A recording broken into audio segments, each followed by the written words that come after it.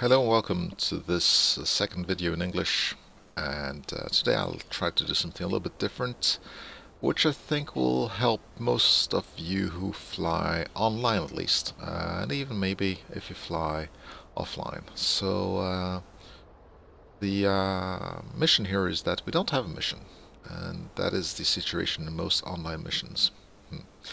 Yeah, mission many times there. So to start this, we need to generate something, and using my trusty old F10 menu, I'm going to do a tasking demand. So the game is now generating a group of targets. Okay, 6 vehicles and infantry, that's good. And consult your F10 radio commands for more information. Let's do that. So F10, tasking, ground, and let's find the target information, and this is where it starts to get important.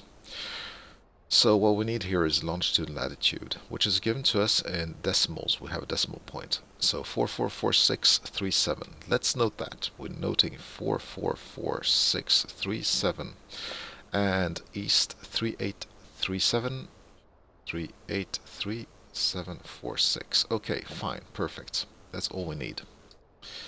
Now, with that, we need to go to the F10 map. Here, I'm going to turn on the labels.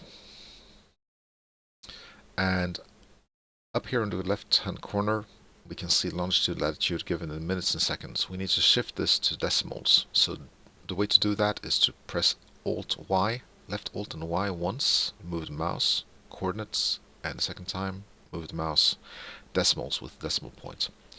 So now we need to find the coordinates given to us. 4446 is north, and 3837 is less than 42, so west. Okay, there somewhere. Let's zoom in.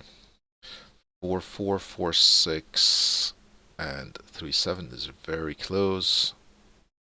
And 3837 46 is very close as well. Okay, there we go. 37 and 46. That's perfect. Click. Right. That's the position of the ground units. Now, they're not inside the circle. They will be over a larger area. So this point is just an approximation of their position, and it's not really important. Now, what I need to do next is to find their altitude, and that's also given up in the corner. It's 100 meters, or 105 meters, or 102 meters. Not really important either. So 100, noting that. That will serve us later. Now I need to get these coordinates back to minutes and seconds rather than decimals. So left Alt and Y once, move the mouse, twice, move the mouse. Okay, back with the mouse pointer in the middle of the circle. And I now change the last two digits. So rather than 37, I now have 22. And rather than 46, I now have 25. So I now have the altitude and the coordinates in degrees, minutes, and seconds. Next thing I need to do is to find my own altitude. To do that, I need to go to the airport where I'm at, click on the airport symbol, and I get the runway altitude of 40 meters. So noting that, and I now have a difference between that and the target area of 100 minus 40, so 60 meters. I'm going to round that to 63 meters. You'll understand why in a bit. Okay, that's all we need from here. So that done, let's head back to the cockpit. And the first thing we need to do is actually get some weapons. I almost forgot that. So today I'm gonna go for rockets and no external tank. So 4 pods of rockets and that's all. Full fuel load. And let's get the new Aktustaki color scheme on the aircraft. Copy.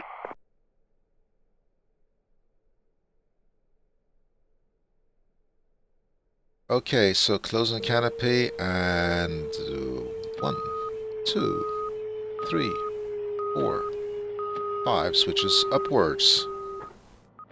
That's the engine start. I'm not going to load a cassette, just to show you the way this works. Personal preference, I always turn the lights on. The internal lights, the two small knobs. The third one, the large one, I leave it off in daylight. As soon as it gets dark, I turn that one on as well, of course. Okay, waiting for the computer to boot. Oxygen on, setting the weapon selector to attack, which is the selection mode for rockets. I'm not going to touch anything else over here. I should turn on the anti-collision light and all that, but I'm not going to touch that. It's daylight, I'm alone, so that's fine.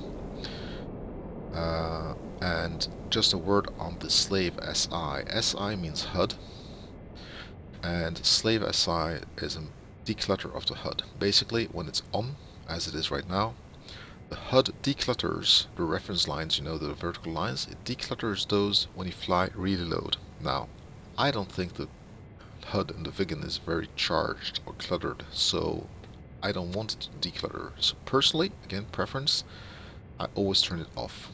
I turn off the declutter, which means I leave it cluttered. Well, yeah, logics. Okay, so computer is on.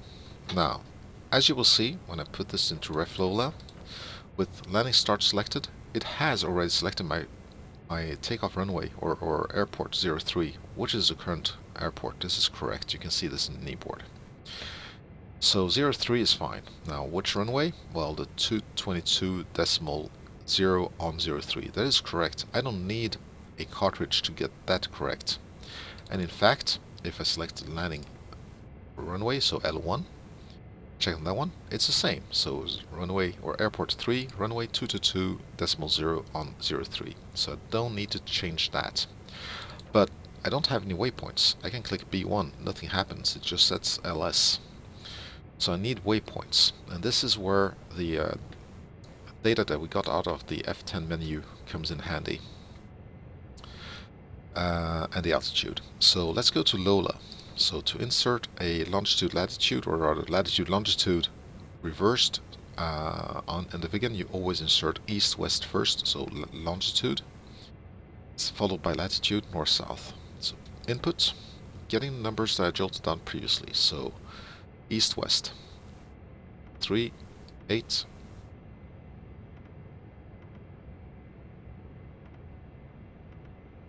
change to zeros, ready to input north.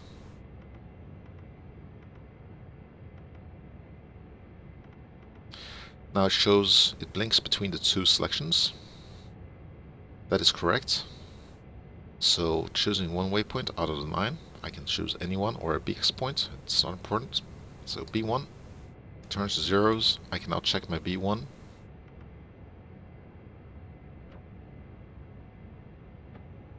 That it shows the numbers I inserted. So longitude 3837.25 and latitude 444622.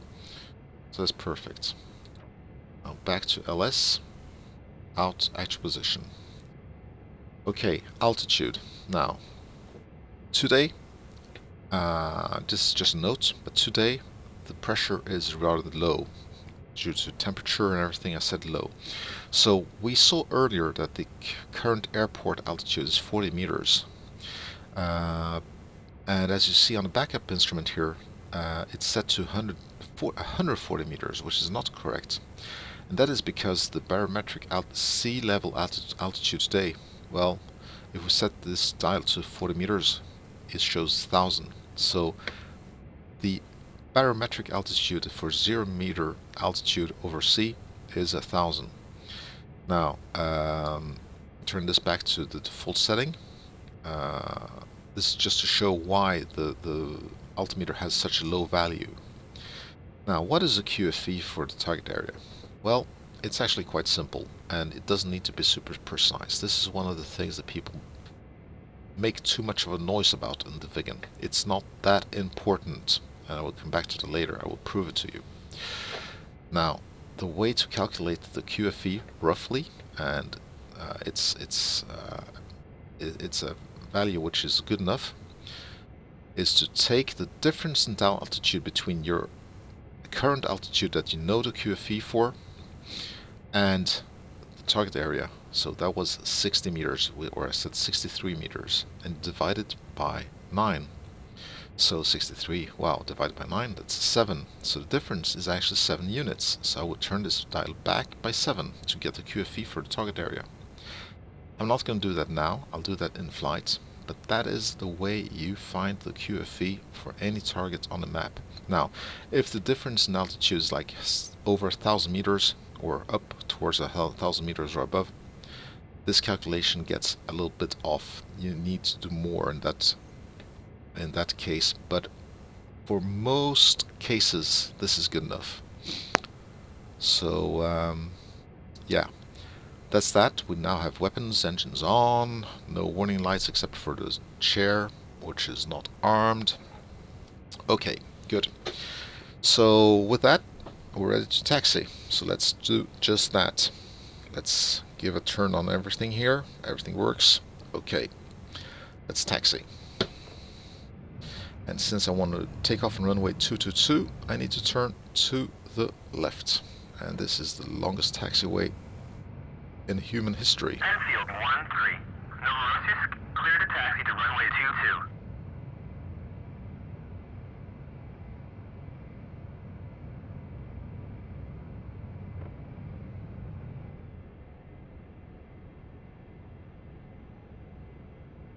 This being the longest taxiway in the human history, I'm taxiing fast.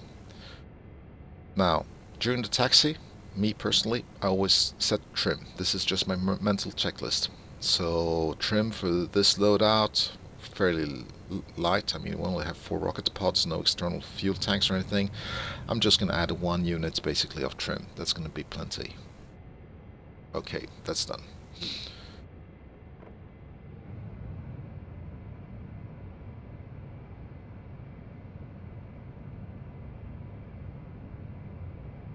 Okay, do not taxi this quick. You're not supposed to be taxiing this fast.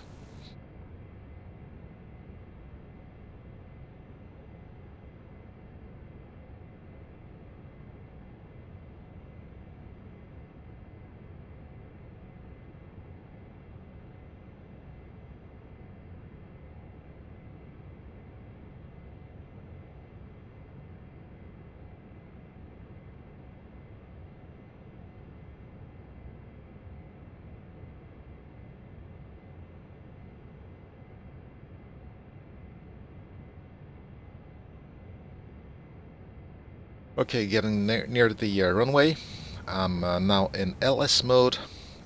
The master switch is in BER, which means standby. So switching that over with my hottest configuration to nav mode sets the HUD in takeoff mode with the 3 small tick marks on the bottom. So that's all good.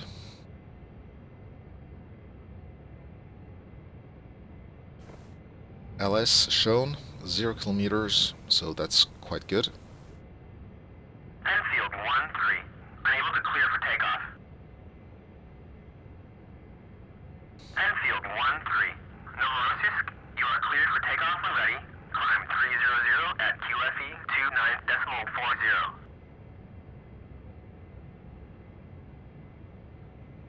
29.40. Okay, we're aligned, ready to take off. So slave SI off, actual position, LS, oxygen on, out on the computer, navigation mode already checked. So running up to 100%, releasing the brakes, adding stage 2 burners, which will be plenty for this takeoff roll. Now look at this the CI, it's going to jump in a bit to adjust for or correct for magnetic deviation. There it goes, and our rotational speed coming up. Okay, rotate. Pulling up the nose just above the reference bars and gear up. So this one you should really map because in the Viggen it's a little bit cumbersome to click. Also, HUD up.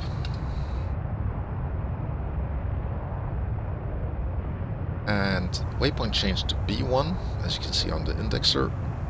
Breakpoint 1, sorry. Left turn towards that. I'm going to climb to 700 meters and accelerate through 750 kilometers an hour.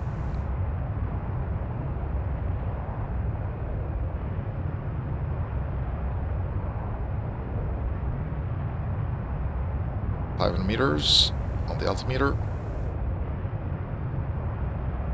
Speed 550. Gear is off or up. 600 meters. Nearing my intended course or heading. Okay, 750 meters and 7 kilometers an hour, throttling back, setting up everything, engaging autopilot. And as you will see now, as I click on autopilot, the reference lines are going to update. Click. Okay, so on heading, altitude is okay, it's a little bit low, lost a little bit, 800 kilometers an hour, throttling back, 800 is fine, perfect. So FPM above the contours means I'm not gonna run into anything. Now, during this flight now, during this stage of the flight, on the flight towards the target area, you want to change your QFE to the target ARAK QFE. The way to do this, the best way to do this actually is to put your autopilot into attitude hold so that the altitude doesn't change as you dial the new QFE setting. So tuning it back to 988, and once that's done I can actually engage full autopilot again. The reason I do that is because if I don't do it that way, the aircraft is going to change altitude as a dial, and that's going to split up the formation of the wingmans you've got with you. So, yeah. Now, I want to do something else during this little flight, before we get to the target area, which still is some 50 kilometers in front of us. So I'm going to turn off the autopilot again and go manual. Now, in a normal attack run, what you do is you put your system into ANF mode. Boom. You get the new symbology on the HUD. This dot in the center is now just being there, just in the center of the HUD, because you don't have the ground below you. I mean, you're not pointed towards the ground. As soon as you point towards the ground, it's going to jump down. You'll see that right here. Okay, jump down. But also, you got a small vertical fin above the dots, like on a FPM. Now, that fin actually indicates that, this will surprise most of you, I think, it indicates that the QFE doesn't matter any longer. That fin means the radar in the nose cone of the aircraft is doing the calculation, the distance calculation. As soon as you got that fin, the QFE doesn't matter at all. So why is the QFE important? Well, two reasons. Let's get some altitude. Let's say this was a bombing run instead. Oh, sorry, I covered my track IR. So let's say this was a bombing run. In that case, you might come in from a higher altitude.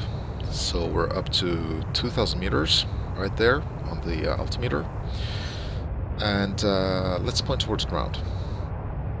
Okay, that was a little bit simple, but thereabouts, right there, you see I have the dot but no fin. In this case, the impact point is calculated by the QFE setting. Now, as I get nearer, you will see suddenly that the radar sees right there the ground and adjusts. Now, why was there no difference between the two settings? Well, because this hill here is probably about 100 meters above sea level, because it's approximately 50 meters taller than the airport where we came from over there. Another reason or another circumstance where the radar is not engaged is actually this one. Let's put ourselves back into nav mode. Now, I can engage the symbology for an attack run by unsafing like that. Now, when I am unsafed, I have the same symbology on the HUD, but as you will see, pointed towards the ground, the radar never engages. I get everything else. I get the first off, I get the impact point, of course. I get the firing range right there. I get the pull-up indication. I get the double bars on the exterior side here. Okay, I didn't get those because I wasn't close enough. There are 2 bars extra which might flash, which means I'm too close to fire. So, being in unsafe mode with the computer or the master switch mode in nav doesn't engage the radar. Anytime you're in ANF, even not unsafing, the radar turns on like this. Okay, point towards the ground, and boom, radar on. I haven't unsafed the weapons. So pull up indication, and there are the 2 bars on the exterior, which means that I'm too close to fire without getting in shrapnels. So that is the way this symbology works. Switching back to nav mode.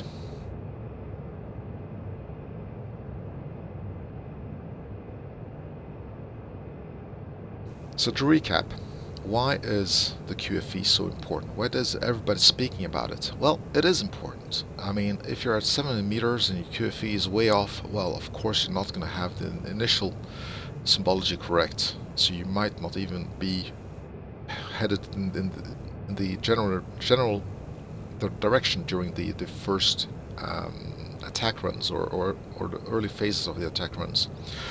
Also, it's important for other weapons, such as BK-90s. They need to know at what altitude to level out, because if the QFE is incorrectly set, they will run into ground. Bombs fuse according to QFE settings. Parachutes on bombs may open. I'm not certain if they open due to QFE settings or just as a lead rack, but I actually think they open as lead rack. But weapons depend on QFE. But your systems in the aircraft, your main aiming systems and such, don't. And this simplifies everything a whole lot. Okay, enough about that. So we're at 1.5 kilometers, or 1.8, sorry. A little bit too high, so let's head towards the safety of the ground cover and head towards the general target area in front of us. Okay, so the target is ahead of us, 40 kilometers out, and I'm going to do a pop-up. This is, generally speaking, the way that these attacks are done. So checking, I am still in radar altimeter, because I've been at altitude and it might switch over. I will now set the reference bars at 200 meters. So I'll fly to 200 meters and I'll click an update. So 160, 170, 180, 190, and okay, waiting for 200. There we go, 200, and update reference lines. That means I now have reference for 200 meters. I know my altitude, gauging on the reference lines. 35 kilometers. I'm going to offset to the right. I know there's a town to the north of the target area, so I don't want to do a pop-up from the left. So rather, I'll offset by 15 to 20 degrees to the right, keeping low, and just judging the offset on the CI here. I don't need to be more precise than this. Now, all I'm going to do is I'm going to go to the F10 menu and ask for some smoke, because otherwise we'll not see anything. Okay, perfect. Now, keeping my 20 degrees offset, I'm going to let the distance creep down to 7 kilometers, at which point I will do a pop-up. At that point, I also want to have the target at approximately 40 degrees off the nose. That is over there, basically. So just turning the head, I will be able to see the smoke and the target area.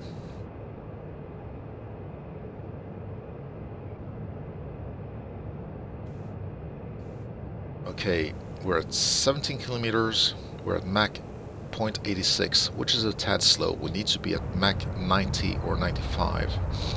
So, burners stage 2, let's get some speed into this aircraft.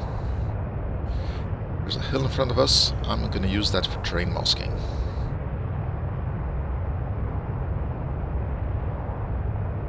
Now the angle to the target is going to open a little bit too much, but I'm more worried about the defenses than the actual target angle.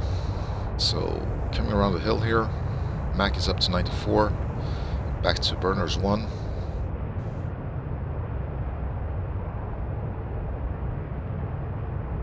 Okay, we're at 8 kilometers. The targets are over there, so we see the smoke popping up. So 4Gs, 5Gs, the pop up to 45 degrees, ANF mode, climbing to 2,000 meters, rolling over, putting the top mirror on the target markers, pulling, unsafing, looking at the target area, putting the steering dot in the target area. I have the targets in sight. I have radar ranging, waiting for the distance marker. Okay, blinking, firing the rockets, and out of ANF mode. Back to nav mode. Breaking off and headed towards L1 in this case, or the next waypoint. Pulling ass. And we do have impacts, I think, so let's just do a small check here, see if we got anything. Okay, we missed everything, but at least the attack was done. So that is how it works. I didn't hit anything, but you can't always win.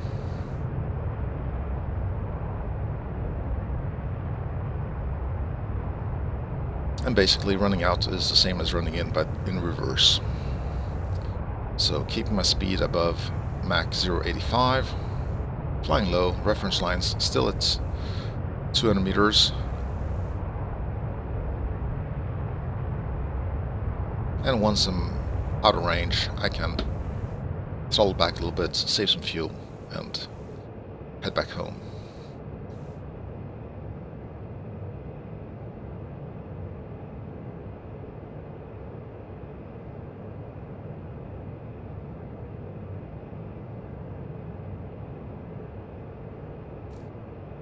Okay, 50 kilometers from the airport.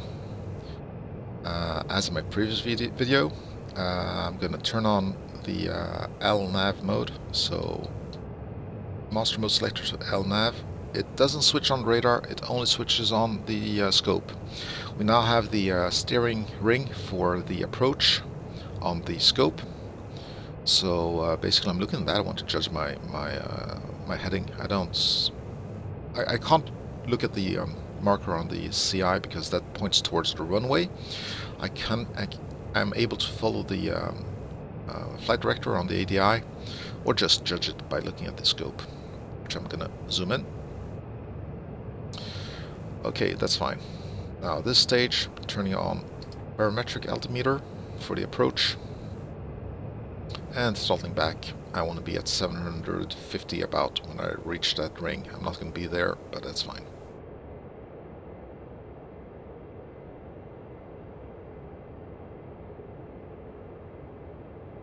And dropping altitude, because I want to be, as you see by reference line, lower, and that altitude is 500 meters. Now you can't go by that. There might be hills, as in this case. You need to know your approach path. Also, I need to dial back the altimeter to 995, as we were when we took off.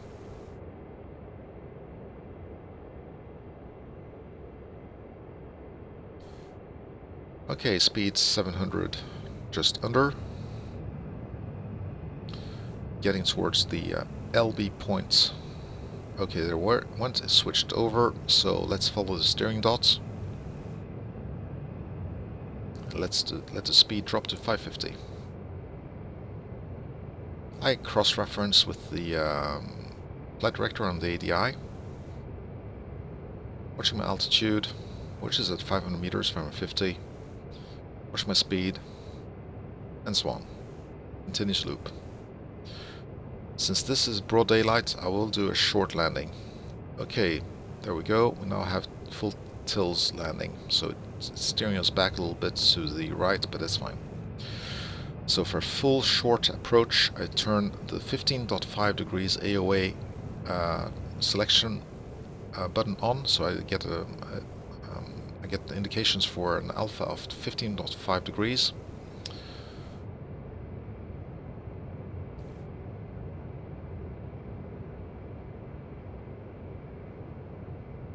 Throttling back, I need to be at 550 before I extend the gears, which I want to do about in about, well, a couple of seconds. So arming the reverser. Speed 550. Okay, that's fine. Gear down.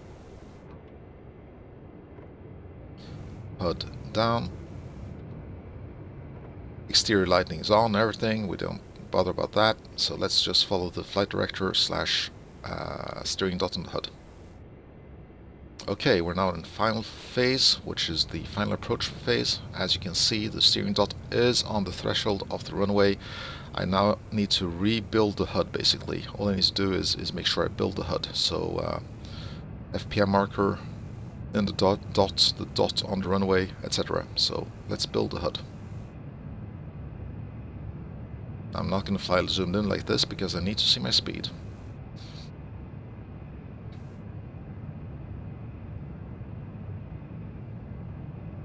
And as you see, the dot is actually slightly to the left of the runway because there is where the beam comes from.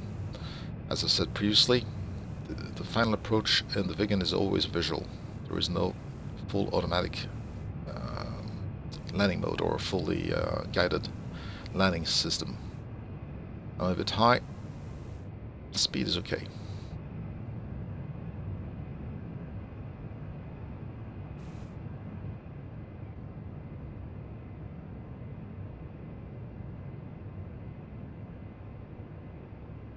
Three greens.